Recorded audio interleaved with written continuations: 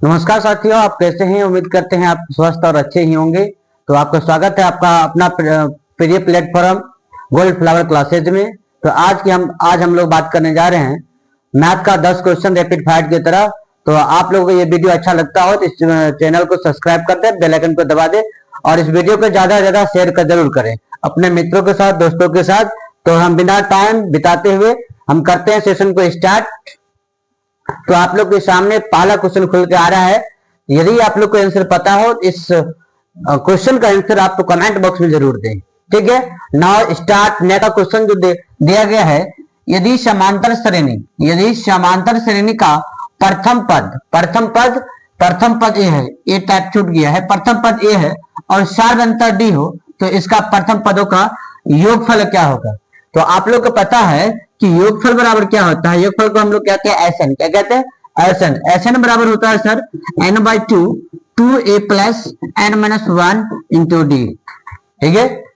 तो इसमें ऑप्शन हो जाएगा आपका, कौन सा ऑप्शन सही होगा? n/2 2a plus n-1 into D, option number C. Option number क्या हो जाएगा सही? ऑप्शन नंबर सी आपका सही हो जाएगा। नेक्स्ट क्वेश्चन आप लोग के सामने। यदि ये सेशन अच्छा लगता हो चैनल तो इस वीडियो को लाइक ज्यादा ज्यादा कीजिए, ठीक है। तो हम चलते हैं नेक्स्ट क्वेश्चन के सामने। आप लोग के सामने नेक्स्ट क्वेश्चन आ गया है, यदि किसी घटना के घटने की प्रायिकता है तो उसके नहीं होने की प्रायिकता क्या होगा? यानी क्वेश्चन क्या कहा गया है, जरा ध्यान देंगे आप लोग।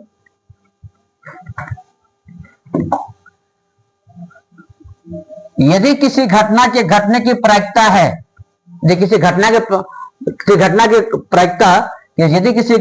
घटने की प्रायिकता है तो उसके नहीं होने की घटने की प्रायिकता क्या होगा? हम कहेंगे सर ये हो गया आपका घटना होने की प्रायिकता हो गया, ठीक है। उसके बाद कहेंगे सर पीई नहीं, यानी घटना नहीं होने की प्रायिकता हो जाएगा बराबर में सर 1 होता है। यानी घटना की प्रायिकता और घटना नहीं की प्रायिकता दोनों का योग जो होता है वो आपका एक होता है। तो कहेंगे सर यहाँ क्या कहा गया है, उसके नहीं होने की प्रायिकता बताइए। घटना नहीं होने की प्रायिकता पीई डैश बराबर 1, ये प्लस में आ जाएगा तो माइनस में पीई हो जाएगा आपका 1 माइनस पीई। इस आधार पर कौन सा सही होगा? यहाँ लिखा है पी में से एक घटेगा, ये बिल्कुल गलत है सर। एक में से पी घटेगा, पी है एक में से 1/2 घटेगा, ये सब तो गलत ही हो जाएगा।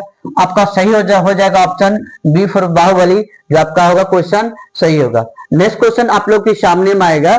नेक्स्ट क्वेश्चन है, यदि 4, 5, 9, 11 और x का माध्य 6 है, ठीक है। माध्य 6 है तो उसका x का मान ज्ञात करना है।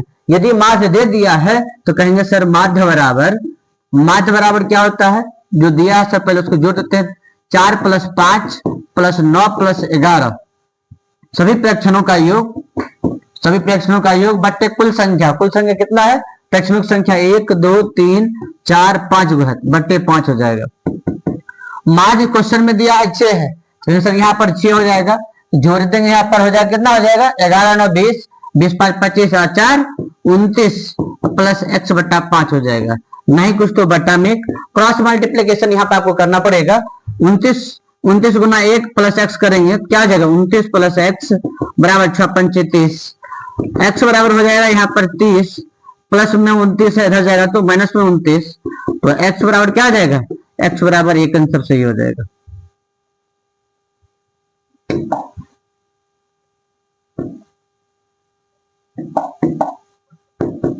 x बराबर क्या हो जाएगा?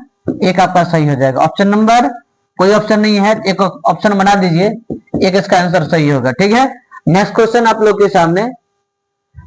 कैसा लग रहा है आप लोग को ये जो का प्रतिक्रिया अपने कमेंट बॉक्स में जरूर दें, ठीक है।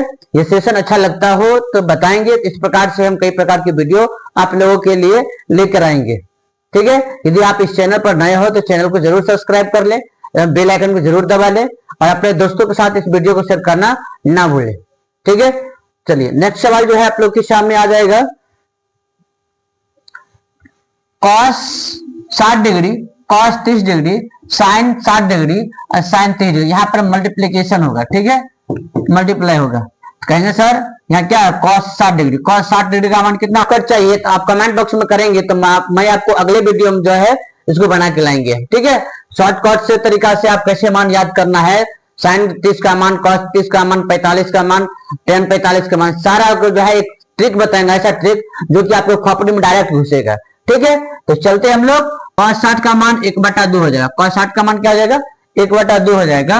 और कॉस 30 का मान जो हो जाएगा √3/2 हो जाएगा, गुना साइन 60 का मान कितना होता है? √3/2। और कॉस साइन 30 का मान जो होता है 1/2 होता है। ठीक है, जब इसको गुना करेंगे √3 गुना √3 क्या हो जाएगा? 3 हो जाएगा। 2 गुना 2 4, 4 दूनी 8, 8 दूनी 16, 3/16 आंसर सही होगा इसका। इसमें भी ऑप्शन नहीं है 3/, लेकिन 16 आपका क्या हो गया? आंसर सही होगा इसका। ठीक है,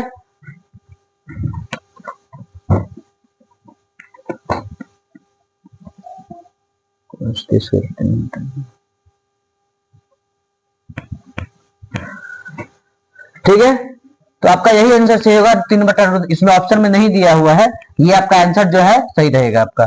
चलिए आप चलते हैं हम लोग नेक्स्ट क्वेश्चन में। टॉप 10 क्वेश्चन आप लोग के सामने में प्रस्तुत हो गया है।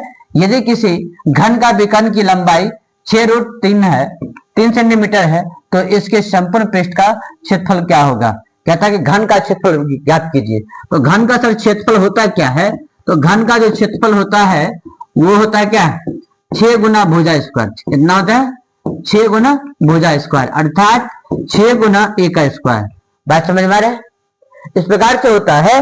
तो कहेंगे सर इसमें 6 तो भुजा का मान दिया हुआ ही नहीं है, भुजा दिया हुआ है नहीं है। अगर भुजा नहीं दिया हुआ है तो कहेंगे भुजा का मान हमको x मान लेना है। ठीक है, पहले हम लोग क्या निकाल लेते हैं? इसका जो है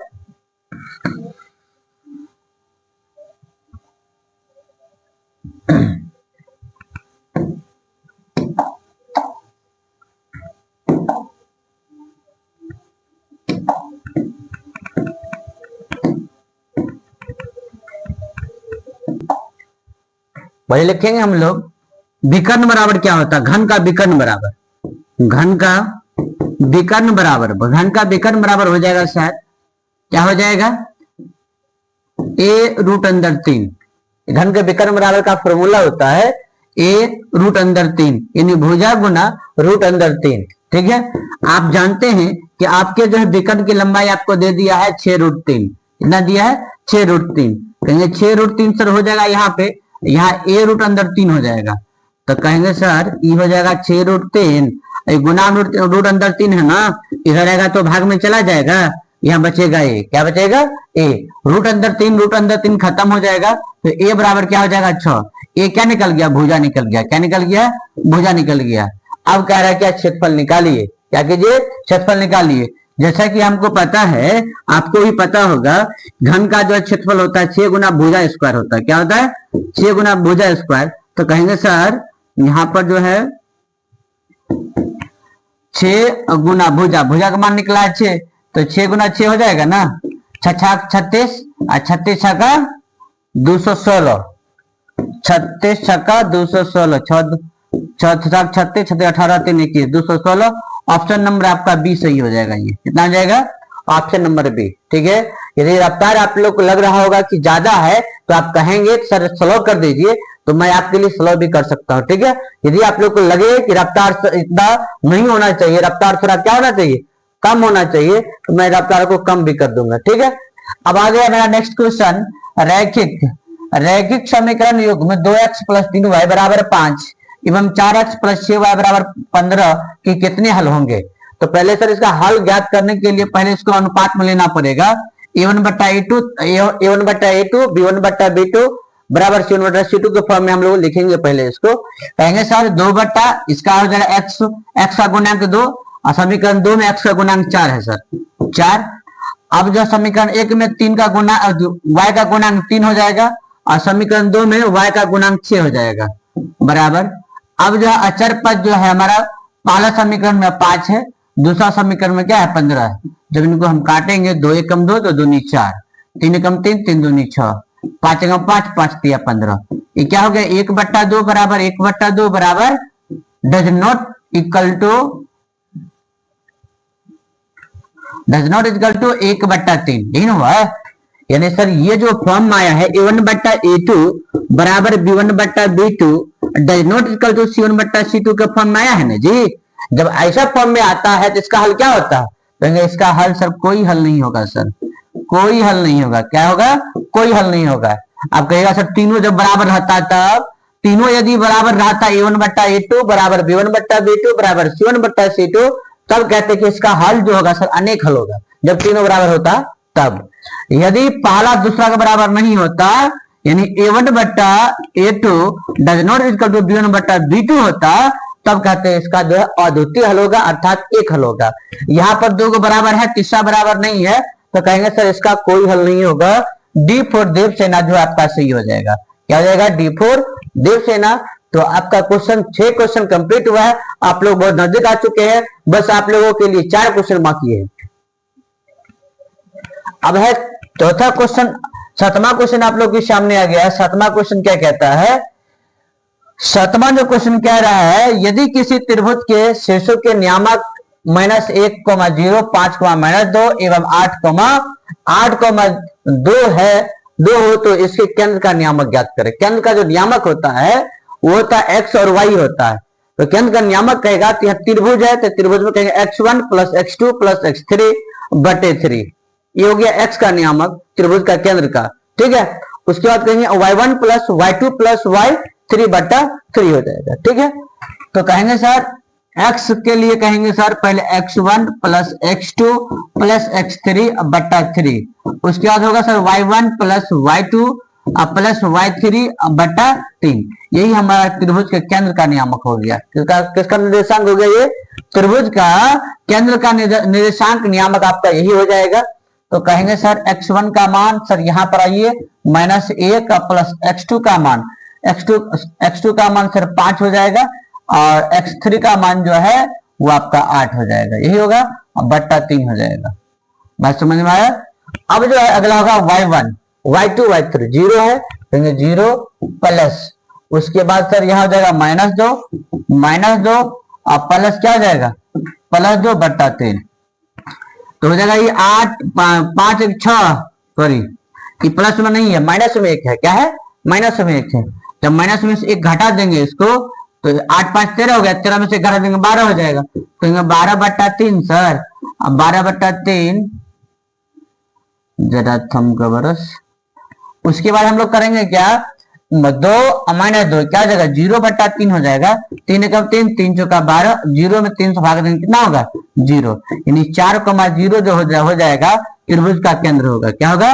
केंद्र का नियामक 4,0। बी फॉर बाहुबली आपका सही होगा। क्या होगा? B for Baahubali.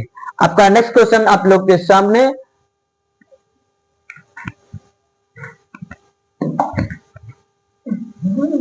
कहता है 1 +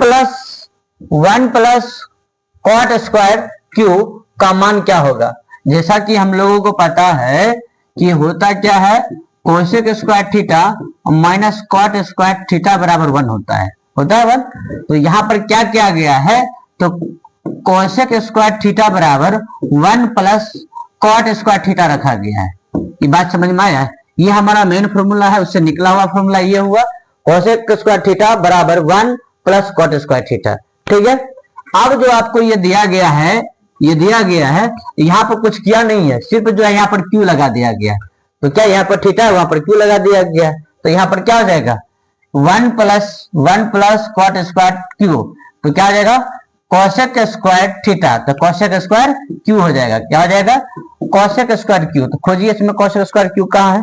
cosec square Q C for कहो ना प्यार है, ठीक है। नेक्स्ट क्वेश्चन आप लोग के सामने 10 क्वेश्चन, 10वां क्वेश्चन आप लोग के सामने। 10वां जो क्वेश्चन है आप लोग देख पा रहे हैं यहाँ पे, यदि किसी घन का प्रत्येक किनारा L है, प्रत्येक किनारा क्या है? प्रत्येक किनारा जो है L है, प्रत्येक किनारा घन का प्रत्येक किनारा L है। हम लोग a माने थे उस समय, यहाँ पर L आया है, कोई दिक्कत वाली बात तो नहीं है। तो उसका संपूर्ण पृष्ठ का क्षेत्रफल बताइए। आप लोग पीछे जो पढ़े वही क्वेश्चन यहाँ पर रिपीट कर गया। कहिएगा सर घन का क्षेत्रफल हम लोग क्या पढ़े? घन का क्षेत्रफल पढ़े हैं। घन का क्षेत्रफल पढ़े क्या? 6 गुना भुजा का स्क्वायर, 6 गुना भुजा का स्क्वायर। तो 6 गुना भुजा, भुजा का मान क्या है यहाँ पर? किनारा है, भुजा, किनारा मतलब भुजा। तो L का स्क्वायर हो जाएगा, तो 6L का स्क्वायर हो जाएगा यहाँ पर, ठीक है। तो इसमें ऑप्शन नंबर क्या हो जाएगा आपका? 6L का स्क्वायर वर्ग इकाई। बी फॉर बाहुबली आप लोग के सामने में 10 क्वेश्चन कंप्लीट होता है। अब देखते हैं आगे की ओर।